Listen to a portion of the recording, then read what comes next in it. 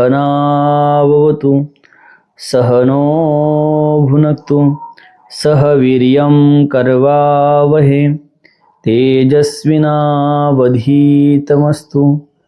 मा विद्विषावहे। ओम शांतिः शांतिः शांतिः। कृष्णाय वासुदेवाय हरये परमात्मने प्रणतक्लेशनाशाय गोविंदाय नमो नमः। गुरुर्ब्रह्मा गुरुर्विष्णु गुरुर्देवो महेश्वरा गुरुर्साक्षात् परब्रह्म तस्मै श्री गुरवे नमः। अर्जुनवाच जायसी चेत्कर्मणस्ते मता बुद्धिर्जनार्दन तत्किं कर्मणि घोरे मां नियोजयसि केशव। भगवंताच्या असीम कृपेने, विश्वमाऊली ज्ञानोबरायाच्या असीम कृपेने, सकल संतांच्या आशीर्वादाने, सद्गुरुदेवाच्या आशीर्वादाने चालत असलेला हा नित्य ज्ञानेश्वरी चिंतन सोहळा गेल्या 86 दिवसापासून आपण ज्ञानेश्वरीचं चिंतन करत आहोत आणि या 86 दिवसामध्ये पहिला आणि दुसरा असे 2 अध्यायाचं चिंतन आपण आतापर्यंत केलेलं आहे। तर आज या ज्ञानेश्वरीतील तृतीय अध्यायाला म्हणजे तिसऱ्या अध्यायाला आपण प्रारंभ करत आहोत। पहिला जो अध्याय होता तो अध्याय अर्जुन विषाद योग होता आणि त्या अध्यायामध्ये अर्जुनाचा जो काही विषाद आहे, ज्या पद्धतीने अर्जुन जो आहे तो अर्जुन रणांगणावर गेला आणि रणांगणावर गेल्यानंतर त्या ठिकाणी अर्जुनाच्या मनामध्ये ज्या पद्धतीने विषाद निर्माण झाला, ज्या पद्धतीने आसक्ती निर्माण झाली, ज्या पद्धतीने मोह निर्माण झाला, त्या मोहाचं आसक्तीचं वर्णन प्रथम अध्यायामध्ये आलेलं आहे आणि आपण त्याचं चिंतनही केलेलं आहे। जो अर्जुन युद्धाच्या आवेशाने झपाटलेला होता, जो अर्जुन युद्ध करण्यासाठी अतिशय उत्सुक होता, जो अर्जुन युद्ध करण्यासाठी तत्पर होता, तोच अर्जुन ज्यावेळेस या रणांगणावर युद्धाच्या आशेने उभा राहिला आणि उभा राहिल्यानंतर ज्यावेळेस त्यांनी भगवंताला आज्ञा केली की एक प्रकारची आज्ञाच म्हणावी लागेल की माझा जो रथ आहे तो दोन्ही सेनेच्या मध्यभागी नेऊन घाला, असं म्हटल्यानंतर भगवंताने सुद्धा अर्जुनाचा जो काही रथ आहे तो रथ दोन्ही सेनेच्या मध्यभागी नेऊन पोहोचवला आणि दोन्ही सेनेच्या मध्यभागी पोहोचवल्यानंतर मग मात्र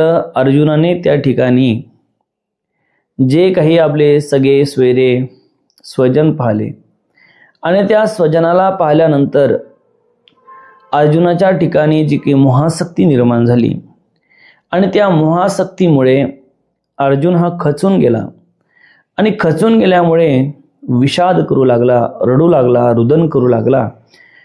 या सगळ्या गोष्टीचं सविस्तर चिंतन आपण हे प्रथम अध्यायामध्ये पाहिलं आहे। त्यानंतर द्वितीय अध्यायामध्ये अर्जुनाचा विषाद घालवण्यासाठी भगवंताने अर्जुनाला सांख्ययोग सांगितला आहे। आता या सांख्ययोगाच्या द्वारे अर्जुनाचा विषाद घालवण्याचं काम भगवंताने करण्याचा प्रयत्न केला। त्यामध्ये सर्वप्रथम भगवंताने त्याला थोडा दमही दिला, थोडं त्यांच्यावर रागवले सुद्धा। क्लेब्यम मास्मगमः पार्थ नैतत्वयी उपपद्धतीने शूद्रम हृदय द्रौबल्यम त्यक्तोत्तिष्ठ परंतप। हे अर्जुना, शूद्रासारखं हृदय घेऊन काय बसला आहे, उठ, लढ, युद्ध कर। या पद्धतीने अर्जुनाला दम देऊन अर्जुनाला लढण्यासाठी प्रवृत्त करण्याचा प्रयत्नही भगवंताने केलेला पाहतो. परंतु तोच अर्जुन अजून पूर्णपणे युद्धास तयार नाही. आणि अर्जुनाने मग आपल्या ठिकाणी, आपल्या जवळ, आपल्या अंतःकरणामध्ये असलेल्या ज्या गोष्टी आहेत त्या भगवंतासमोर मांडायला सुरुवात केल्या. एक वेळ तर अशी होती सांख्य द्वितीय अध्यायामध्ये की अर्जुनाने स्पष्ट सांगितलं की मी आता लढणारच नाही, मला लढायचं नाही. तुम्ही कितीही चांगलं, कितीही तुम्ही मला अडवायचा प्रयत्न केला तरीही मला लढायचं नाही, मी लढणार नाही. तुम्ही काहीही सांगा, कितीही सांगा, मी लढणार नाही म्हणजे नाही. अशा पद्धतीच्या अवस्थेपर्यंत तो येऊन पोचला. तरीही भगवंताने त्याला सांगण्याचं बंद केलं नाही किंवा उपदेश करण्याचं बंद केलं नाही. उलट भगवंताला एक त्याच्याविषयी उत्सुकता वाटली की ज्या पद्धतीने अर्जुन बोलत आहे. परंतु या सगळ्यामध्ये भगवंताला ही सगळी स्थिती अर्जुनाची माहीत होती आणि भगवंताला माहीत होतं की अर्जुनामध्ये परिवर्तन मात्र निश्चित होणार आहे. आणि त्या अनुषंगाने हा जो काही अर्जुन आहे, हा अर्जुन हळूहळू तयार होत आहे ज्ञान ग्रहण करण्यासाठी. आणि मग एक वेळ अशी आली की अर्जुनाने भगवंताला म्हटलं की देवा, शिष्यस्त्यहम शादी मामताम प्रपन्न, की मी तुमचा शिष्य झालो आहे, आता तुम्ही माझे गुरु आहे आणि आता माझी जी जबाबदारी आहे ती जबाबदारी तुमच्यावर आहे आणि तुम्ही मला या सगळ्या संकटातून, याच्यातून बाहेर काढा, मला उपदेश करा. त्यावेळेस भगवंताने अर्जुनाला उपदेशही सुरू केला. त्यामध्ये मग अर्जुनाला स्वधर्माचं महत्त्व सांगितलं की स्वधर्म किती श्रेष्ठ आहे. त्यानंतर निष्काम कर्म सांगितलं की कर्मामध्ये आसक्ती न ठेवता निष्काम कर्म कर. त्यानंतर अर्जुनाच्या ठिकाणी जी काही अवस्था किंवा प्रश्न निर्माण झाला, त्या प्रश्नातून अर्जुनाने भगवंताला प्रश्नही केला की देवा, जे निष्काम कर्म करतात किंवा जे हे आहेत किंवा जे साधू सत्पुरुष आहेत किंवा ज्ञानी आहेत, त्या ज्ञानी पुरुषाचे लक्षण काय? स्थित प्रज्ञेश का भाषा, समाधिस्तस्य केशव स्थितिधी किम प्रभाषित, किमासित व्रजेत किम, की कशा पद्धतीने तो राहतो, कशा पद्धतीने वागतो, कशा पद्धतीचे त्याचे लक्षण आहे. मग भगवंताने त्या सगळ्या गोष्टीचं चिंतन करून सांगितलं की त्याचं राहणं कसं आहे, वागणं कसं आहे, त्यांचं खाणं कसं आहे, तर त्या सगळ्या गोष्टी सांगितल्या. अशा पद्धतीने हे सांगता हा जो काही द्वितीय अध्याय आहे, सांख्ययोग आहे, हा या ठिकाणी पूर्णत्वास पोहोचला. आता आज जे काही आहे, आपण तृतीय अध्यायामध्ये, तिसऱ्या अध्यायामध्ये काय केलं आहे, प्रवेश केला आहे. आणि या ठिकाणी या तृतीय अध्यायाचा आरंभ किंवा प्रारंभ हा अर्जुनाच्या प्रश्नाने झाला आहे. अर्जुनाने सर्वप्रथम प्रश्न निर्माण केला की देवा, जायसी चेत कर्म नसते मता बुद्धीर जनार्दन तत्किम कर्मणी घोरे माम नियोजयसी केशव. अरे, द्वितीय अध्यायामध्ये शेवट भगवंताने ज्यावेळेस त्याला सांगितलं निष्काम कर्मयोग किंवा ज्या पद्धतीने ज्ञानाचं महत्त्व सांगितलं, ज्ञान झाल्यानंतर मग कुठल्याही प्रकारे कर्म करायचं आवश्यकता राहत नाही, निष्काम हो, कर्म केलं तरी कर्म तुला बांधू शकत नाही आणि आत्मज्ञान सर्वश्रेष्ठ आहे, अशा पद्धतीने भगवंताने अर्जुनाला जो उपदेश केला. तर या ठिकाणी अर्जुनाच्या मनामध्ये जो प्रश्न निर्माण झाला की अर्जुन म्हणाले, हे जनार्दना, आपण कर्मापेक्षा आत्मज्ञान श्रेष्ठ आहे असे मानतो किंवा मानता, तर मग केशवा, मला हे असले घोर कर्म का करावं सांगता? अरे देवा, कर्मापेक्षा जर आत्मज्ञान श्रेष्ठ आहे, कारण आत्मज्ञानाने कर्म जळून भस्म होतं. बाकी कोणत्याही गोष्टीपासून कर्म जळत नाही, कर्माचा नाश होत नाही, आत्मज्ञानानेच कर्माचा नाश होतो. मग आत्मज्ञानाने जर कर्माचा नाश होतो, तर मग देवा, मला या कर्मामध्ये तुम्ही का ढकलत आहे? या घोर कर्मामध्ये मला तुम्ही का ढकलत आहे? कशाला ढकलत आहे? जर कर्मापासून जर माणसाला काय होत असेल, कर्मापेक्षाही आत्मज्ञान श्रेष्ठ आहे, तर मग तुम्ही मला आत्मज्ञानच सांगा ना, हे कर्म करायला कशाला सांगता? अशा पद्धतीने भगवंताकडे अर्जुनाने प्रश्न निर्माण केला आहे. आता माऊली त्या संबंधाने काय चिंतन करतात ते बघू.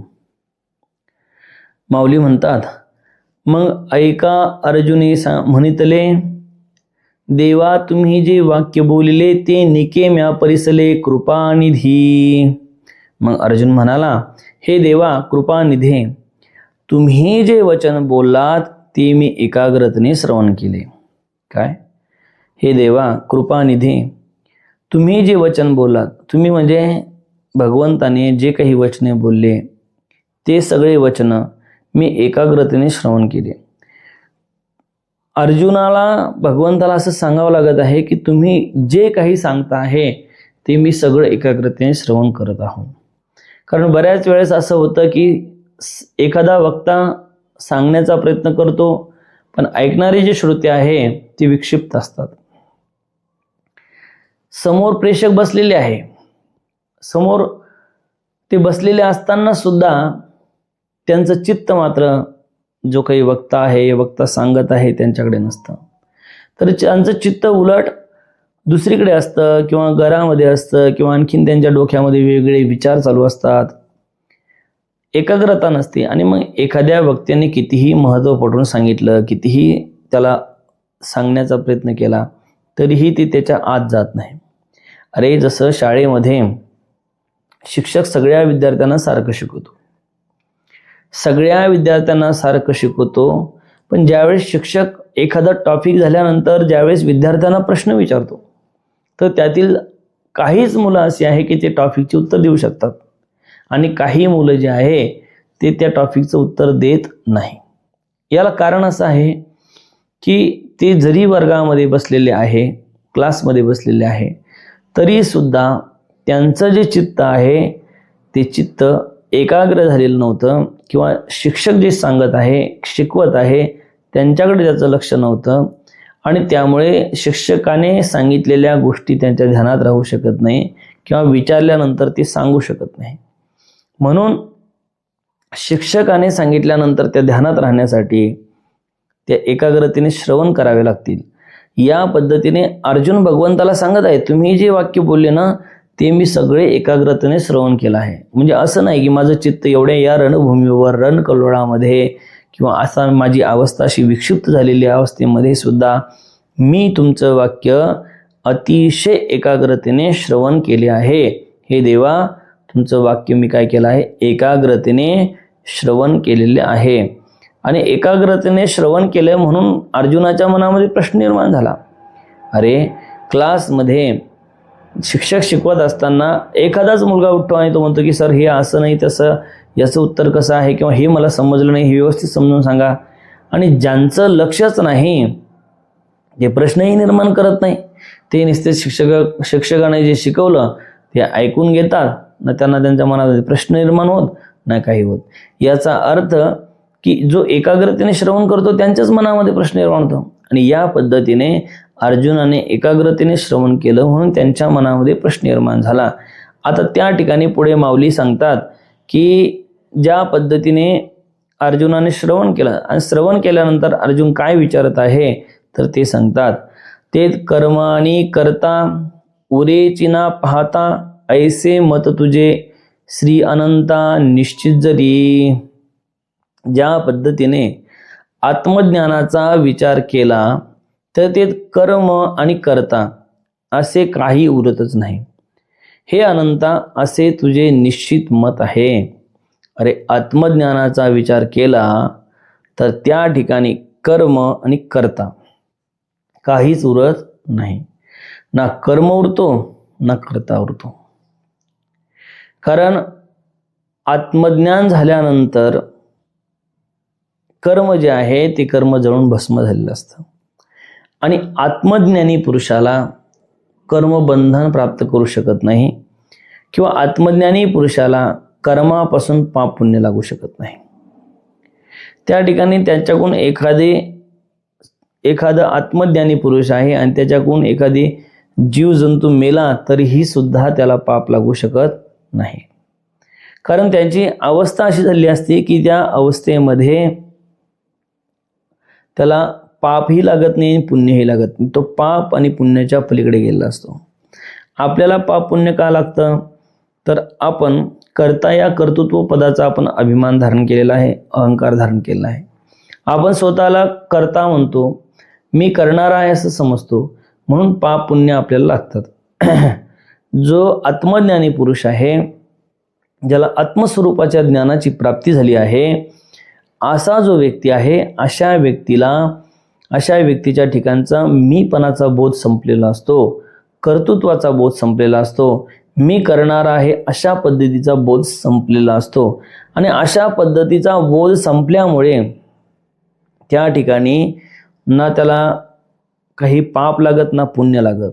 मग ते कर्माने करता, कर्मही त्यांचं शिल्लक राहत नाही आणि कर्तृत्वाचा अभिमान किंवा कर्तापणा हा सुद्धा त्यांचा शिल्लक राहत नाही.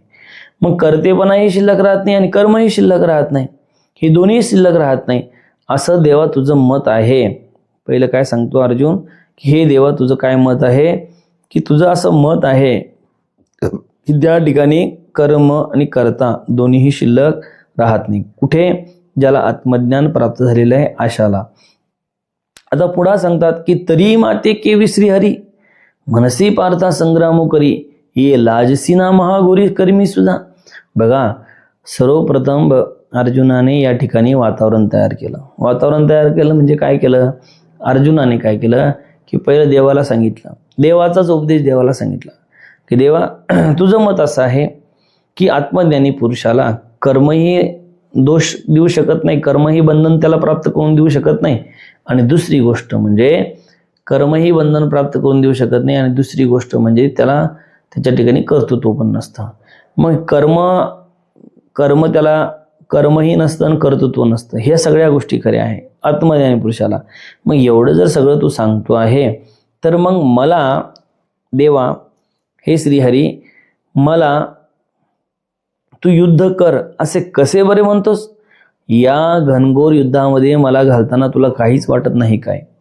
अरे, आत्मज्ञान झाल्यानंतर मग कायची गरज आहे? ना कर्म करायची गरज आहे, नाही कर्तृत्वाची गरज आहे. मग आत्मज्ञानच प्राप्त करायचं ना. मग आत्मज्ञान प्राप्त झाल्यानंतर, आत्मज्ञानाची प्राप्ती केल्यानंतर, मग तरीही आत्मज्ञान झाल्यानंतर मग या सगळ्या गोष्टीचं काहीच महत्त्व राहत नाही. आणि तरी देवा तू सांगतो की मला हे युद्धासारखं महाघोर कर्म तू कर, युद्धामध्ये मला कशाला ढकलतो, कशाला मला युद्ध करायला लावतो? अरे, ज्ञान जर व्यवस्थित समजून घेतलं नाही तर ज्ञानच माणसावर उलट फिरत असतं. आता या ठिकाणी अर्जुन जो आहे तो अर्धवट ज्ञानी आहे, परिपूर्ण ज्ञानी तर अर्जुन नाहीच आहे. अर्धवट ज्ञानी असल्यामुळे त्याला नेमकं त्या भगवंतांना जे काही सांगितलं, भगवंताने जे काही सांगितलं त्या सांगण्याचा अभिप्राय अर्जुनाला कळू शकला नाही. आणि अभिप्राय न कळल्यामुळे हा जो अर्जुन म्हणत आहे की आत्मज्ञान झाल्यानंतर कर्म आणि कर्ता जर शिल्लक राहत नाही, तर मग तुम्हाला याच्यामध्ये, या कर्मामध्ये कशाला ढकलतो आहे, कशाला मग तू हे करतो आहे काय? तर मला तू याच्यामध्ये कशाला ढकलत आहे, कशाला तू पाठवत आहे? तर त्यावेळेस पुन्हा अर्जुन सांगतो की हागा कर्म तुची अशेष निरकरासी निरंकरीसी निशेष तरी मज करवी हे हिंसका का करवीसी. देवाला विचारत आहे की देवा, अरे तू कर्माचा संपूर्णपणे निषेध करतोस, तर मग माझ्याकडून हिंसात्मक कर्म का करून घेतोस? अरे तूच कर्माचा निषेध व्यक्त केला. मागे तू सांगितला की कर्म जे आहे ते कर्माचा निषेध तू व्यक्त केला. कर्म जे आहे ते कर्म बंधनाला प्राप्त करून घेणार आहे, मग कर्मामध्ये आसक्त होऊ नका, कर्म करू नका, कर्माचं हे. भगवंताला काय सांगायचं होतं अर्जुनाला ते कळालंच नाही व्यवस्थित. परंतु या ठिकाणी अर्जुन मात्र आपल्या पद्धतीने भगवंताला सांगत आहे. म्हणजे एक देवा, तूच सांगितलं की कर्म जे आहे ते कर्म बंधनाला प्राप्त करून देणार आहे, आणि कर्माचा निषेध तू मागे केला आहे की कर्म संपूर्ण कर्मातून काय व्हायचं, अलिप्त व्हायचं आहे, कर्मापासून दूर व्हायचं आहे, आणि कर्मापासून दूर झाल्यानंतर मग ती कर्म आपल्याला बांधू शकणार नाही. अशा पद्धतीने तूच सांगितलं आहे, तूच त्याचा निषेध केला आहे, तूच त्या कर्माचं खंडन केलं आहे. कर्मामध्ये गुंतायचं नाही तूच सांगितलं आहे, यज्ञयागामध्ये गुंतायचं नाही तूच सांगितलं आहे. तूच सांगितलं आहे की यज्ञयाग आदी या सगळ्या गोष्टींमध्ये गुंतू नको, किंवा हे जे काही वेदामध्ये एवढ्या सगळ्या गोष्टी सांगितल्या आहे त्या गोष्टीच्या ऐवजी तू काय कर, तर जे आपल्याला ज्ञान सांगणाऱ्या किंवा आत्मज्ञान सांगणाऱ्या ह्या गोष्टी ग्रहण कर की जेणेकरून तू आत्मस्वरूपाला प्राप्त होशील आणि मला प्राप्त होशील. तर मग ह्या सगळ्या गोष्टी कर्माचा तू निषेध मागे व्यक्त केला आणि मलाच आता सांगत आहे की या कर्मामध्ये तू काय कर, कर्म कर आणि कर्म करण्यास मला प्रवृत्त करत आहे आणि ते बी हिंसात्मक कर्म. अरे ज्या कर्मामध्ये रोज सकाळी उठल्यापासून संध्याकाळपर्यंत हजारो लोकांना मारायचं असं कर्म तू माझ्याकडून करून घेत आहे. मला ही गोष्ट कळत नाही, माझ्याकडून हे हिंसक कर्म का करून घेत आहे. उलट जर कर्माचा निषेध तू व्यक्त करत आहे तर मला उलट असं सांगायला पाहिजे की तू काय आत्मज्ञान प्राप्त कर आणि काहीच करू नको, निष्काम हो. निष्कामाचं महत्त्व अनेक ठिकाणी भगवंताने अर्जुनाला सांगितलं आहे. तर अशा पद्धतीने तर असं अर्जुन भगवंताला विचारत आहे, मला असं का करावं लावत आहे, तू का हिंसा करावं लावते माझ्याकडून. पुन्हा सांगत आहे, तरी हेची विचारी ऋषिकेशा तू मान देसी कर्मलेशा आणि येसनी हे हिंसा करवित आहासी. हे ऋषिकेशा याचा तू विचार कर की आत्मज्ञानापुढे तू अल्पशा कर्माला देखील मान देतोस आणि माझ्या हातून एवढी मोठी हिंसा का करून घेत आहेस. अरे आत्मज्ञानाला तू एवढा जर महत्त्व देत असेल तर हे अल्पशा कर्म जे आहे या कर्माला तू का मान देतोस आहे, माझ्याकडून हे एवढी मोठी हिंसा तू का करून घेत आहेस. अर्जुनाच्या मनामध्ये एकच गोष्ट चालू आहे की काही झालं तरी युद्ध करायचं नाही आणि काही झालं तरी युद्ध करायचं नाही. हे जे काही अर्जुनाच्या डोक्यामध्ये मनामध्ये बसलेलं आहे. म्हणून अर्जुन जो आहे अर्जुन भगवंताने जो सांगितलेला उपदेश आहे तो उपदेश आपल्या पद्धतीने ग्रहण करत आहे. बघा ही जी गीतामाई आहे, गीतामाता आहे, अनेक लोकांनी या गीतामातेवर टीका केली आहे, गीतेवर टीका केली आहे. तर गीतेवर टीका करत असताना प्रत्येक जणाने या गीतेचा अर्थ आपल्या पद्धतीने मांडण्याचा प्रयत्न केला आहे. काही लोकांनी जी गीता आहे ती गीता कर्मपर मानली आहे, काही लोकांनी गीता ज्ञानपर मानली आहे. प्रत्येकाने या गीतेचा अर्थ आपल्या पद्धतीने मांडण्याचा प्रयत्न केला आहे. त्या पद्धतीने या ठिकाणी अर्जुनाने सुद्धा गीता ही आपल्या पद्धतीने ग्रहण केली आहे, आपल्या पद्धतीने ती घेतली आहे की गीतेचा अर्थ सुद्धा आपल्या पद्धतीने अर्जुन काय करत आहे, ग्रहण करत आहे, घेत आहे. वास्तविक पाहिलं तर भगवंताला जो अभिप्राय सांगायचा आहे, भगवंताला अर्जुनाला जे सांगायचं आहे ते अर्जुन ग्रहण करत नाही. उलट आपल्या डोक्यामध्ये काय चालू आहे, आपल्या बुद्धीमध्ये काय चालू आहे, आपल्या अंतःकरणात काय चालू आहे, या सगळ्या गोष्टी डोक्यात ठेवून तो त्यांच्या पद्धतीने भगवंताने सांगितलेले वाक्य तोडून मोडून तो आपल्या पद्धतीने भगवंताकडे मांडत आहे आणि भगवंताला प्रश्न करत आहे आणि मागे जो ज्ञानयोग सांगितला, सांख्ययोग सांगितला आहे, त्या सांख्ययोग सांगितला आहे त्यावेळेस भगवंताला अशा पद्धतीने कर्म न करण्याविषयी तो स्वतः म्हणत आहे की देवा तुम्हाला कर्मामध्ये कशाला पाठवत आहे, कर्मामध्ये कशाला आसक्त करत आहे. म्हणून भगवंताला अर्जुनासाठी कर्मयोग सांगावा लागला आहे आणि तो तृतीय अध्यायामध्ये इथे सांगितला आहे. अर्जुनाचा जो काही प्रश्न आहे तो प्रश्न अजून संपलेला नाही. अजून अर्जुनाच्या अंतःकरणामध्ये जो काही प्रश्न आहे किंवा अर्जुन जे काही बोलणार आहे, अर्जुन जे काही मांडणार आहे ते आपण आता उद्याच्या चिंतनामध्ये पाहणार आहे. पुंडलिकावरदे विठ्ठल श्री ज्ञानदेव तुकाराम पंढरीनाथ भगवान की जय. माऊली ज्ञानेश्वर महाराज की जय. जगद्गुरु संत श्री तुकाराम महाराज की. हे ओम पूर्णमदः पूर्णमिदं पूर्णात् पूर्णमुदच्यते पूर्णस्य पूर्णमादाय पूर्णमेवावशिष्यते. ओम शांती शांती शांती.